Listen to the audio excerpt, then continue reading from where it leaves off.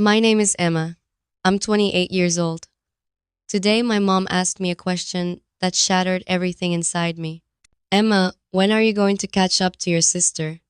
You know what happened in that moment? My heart broke. Again. For the thousandth time, I was standing in my mom's kitchen. It was Sunday dinner. The whole family was there. And my mom humiliated me in front of everyone again. Sarah is my younger sister. She's 25, a doctor, married, lives in a big house. Her life looks perfect, at least from the outside. And me? I'm a teacher. I teach middle school kids. I live alone in a small apartment. I'm single. And according to my mom, I'm a failure. Look at Sarah, so successful. She became a doctor, found a good husband. You need to do something with your life too. Those were my mom's words that night. But it wasn't the first time. My whole life, I've heard this. Every family gathering, every phone call, every conversation. Sarah got a promotion. What are you doing?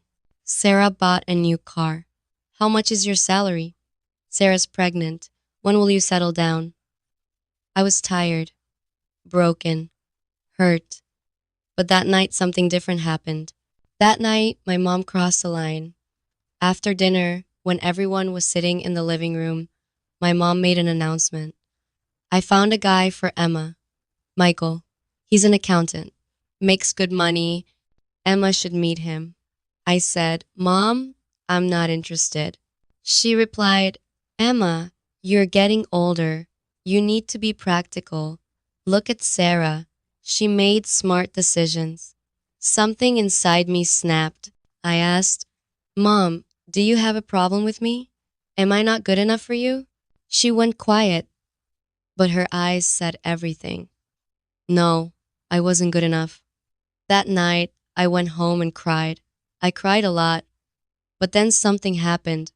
The next day, I got a phone call, and that call changed everything. It was from my sister Sarah's husband, David, and what he told me was shocking. Emma, I need to talk to you. Can we meet? His voice was shaking. Something was wrong. I met him at a coffee shop. He looked terrible, tired, stressed, broken. He said, Emma, I'm divorcing Sarah. I was stunned. What? Why? He took a deep breath. Because your sister isn't who everyone thinks she is. Then he told me everything. And honestly, I couldn't believe what I was hearing. Sarah wasn't a doctor. She never finished medical school. She dropped out after 2 years. The big house, rented, not bought. Her fancy car, leased.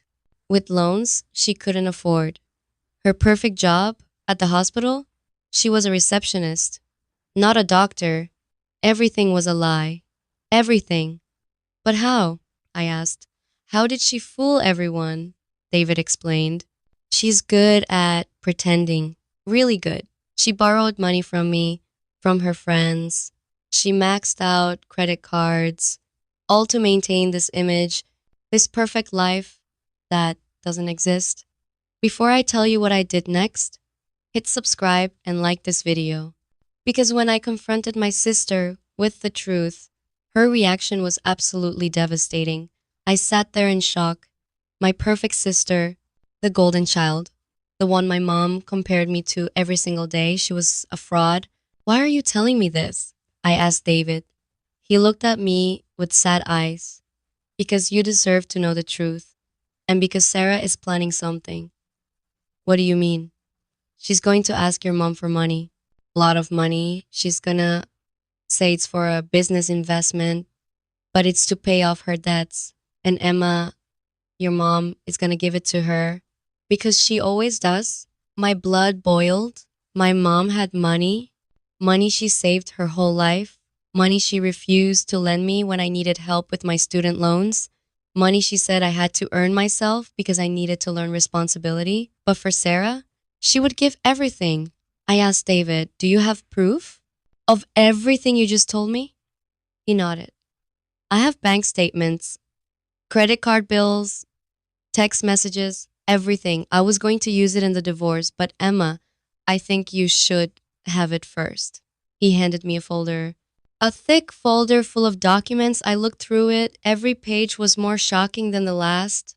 Loans, debts, fake documents, lies upon lies upon lies. What are you going to do? David asked. I looked at him. I'm going to tell the truth. That weekend was my mom's birthday party, big celebration.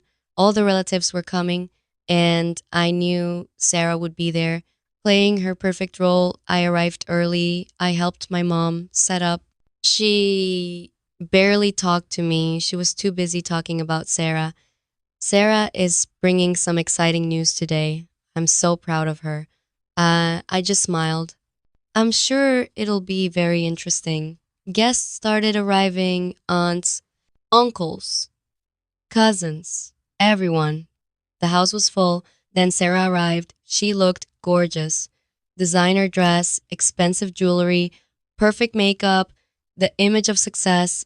Everyone rushed to her, hugging her, complimenting her, asking about her amazing life. My mom was beaming with pride. Then came the moment after cake, after gifts. Sarah stood up to make an announcement. Everyone, I have some wonderful news. I've been offered an opportunity to open my own medical practice. It's a dream come true, but I need some investment capital to get started.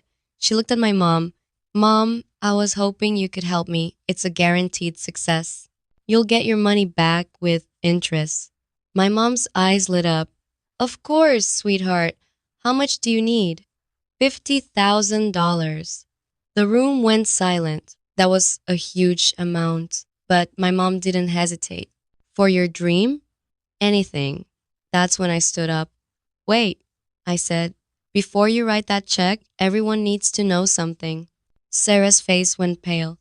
Emma, what are you doing? I pulled out the folder David gave me. I'm telling the truth. My mom looked confused. Emma, this isn't the time. Actually, Mom, this is exactly the time. I looked around the room. Sarah isn't a doctor. She never finished medical school. She dropped out years ago. Gasps filled the room. Sarah tried to laugh it off. Emma, that's ridiculous. Why would you lie like this? I'm not lying. I opened the folder. I have proof. Bank statements showing she's drowning in debt. Credit card bills. Fake employment documents. Everything. I started passing around the papers. People looked shocked, confused, betrayed. Sarah's face turned red. You have no right. I have every right. My voice was shaking. Do you know what it's been like? Being compared to you every single day of my life? Being told I'm not good enough? Being humiliated at every family gathering? And all this time, you were living a lie. My mom grabbed the papers from someone's hand. She started reading. Her face changed. Shock, disbelief, horror. Sarah. Is this true? Sarah tried to speak, but no words came out. Tears started rolling down her face. Answer me, my mom's voice cracked. Is this true? Sarah collapsed into a chair. Yes, she whispered. It's true. The room exploded. Everyone started talking at once. Relatives were shocked, angry. Some left immediately. My mom just stood there, frozen, the papers falling from her hands. I looked at Sarah. You are going to take mom's life savings, money she worked so hard for, just to cover your lies. Sarah was sobbing now. I didn't know what else to do. Everything got out of control. I couldn't stop. You could have told the truth, I shouted. But instead, you let me suffer. You let mom treat me like garbage. You watched me get humiliated over and over again. And you said nothing. My mom finally spoke. Her voice was barely a whisper. Emma, I I don't know what to say. I looked at her. There's nothing to say, Mom. You made your choice a long time ago. You chose her, the perfect daughter. Except she wasn't perfect. She was a fraud. And I was the real one, the honest one, the one who actually worked hard and lived within her means. But you never saw that. Tears were streaming down my mom's face. I'm so sorry. Sorry doesn't fix 28 years of feeling worthless. I grabbed my purse.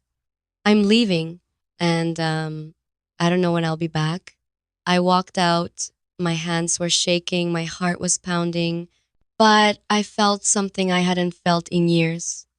Um, Free. The next few days were chaos. My phone wouldn't stop ringing. Relatives calling, some supporting me, some angry at me for ruining the party, but I didn't care anymore. Then my mom showed up at my apartment. She looked terrible, like she hadn't slept in days. Emma, please, we need to talk. I let her in. We sat in silence for a long time. Finally, she spoke. I failed you. As a mother, I failed you. I didn't respond. I was so proud of Sarah's success, so blind. I never stopped to see what he was doing to you. I never appreciated what you had accomplished. Your teaching, your independence, your honesty, your strength. She started crying. You were always the strong one, the real one, and I was too stupid to see it. I compared you to a lie, and I hurt you. Every single day, I hurt you. Yes, you did, I said quietly. I don't expect you to forgive me. I don't deserve it. But I need you to know. I see you now. I see how amazing you are, how you built a real life with real achievements, without lies, without shortcuts. You're everything I should have celebrated. She reached for my hand. Um, I was wrong about everything, and I'm so, so sorry. I looked at her. Mom, do you know what hurt the most? It wasn't the comparisons, it wasn't the criticism. It was feeling like I was invisible, like nothing I did mattered, like I would never be enough. You are enough. You've always been enough, more than enough. We both cried for a long time. Things didn't get fixed overnight. Trust takes time to rebuild, but it was a start. Um, as for Sarah, she left town. The shame was too much. She's getting help now, therapy, financial counseling, trying to put her life back together, honestly. My mom and I talk now, really talk. She asks about my students, my life, my dreams, not Sarah's, mine. She came to my school last month, watched me teach. Afterward, she said, I'm so proud of you. Three words I waited my whole life to hear. You know what I learned? Sometimes the bravest thing you can do is tell the truth. Even when it's hard, even when it hurts, even when it destroys the perfect image everyone wants to believe. Because living in someone else's shadow isn't living at all. My mom asked when I'd catch up to my sister. My answer? I was never behind. I was just running a different race, an honest one. And honestly, I won.